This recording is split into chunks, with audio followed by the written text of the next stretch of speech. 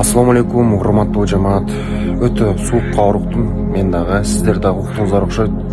Бекжан мырзанын каза болгону мен үчүн оюма дагы келбеген нерсе болду да.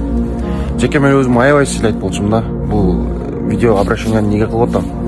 Анткени мен бул инсанды өтө баалайт элем, өтө сыйлайт элем. Анткени анда кичпейлик ушунчалык күчтүү болчу да. Ушунчалык кичпейл, култ мүнөздүү, ушунчалык мыкты инсан. Ушундай мен ниет кылган элем да, ушул инсан менен ушунчалык бир жолугуп, сүйлөшүп, жакын инсандардан болобуз дегенчи. Бирок бул нерсе тилекке каршы ишке ашпай калды да. Аллах таалам өз ырайымын алган болсун. Көп дуа кылайлык туугандар, Куран хатым кылайлык. Иншаллах бейиште жолугабыз бул инсан мененчи. Аллах таалам ката кетирген күнөлөр болгон болсо, аны жаап жашырып кечирген болсун. Жакшы ибадаттарыны, кылган жакшы иштерини Аллах таалам эселеп кабыл кылган болсун. Инна лиллахи ва инна илейхи ражиун.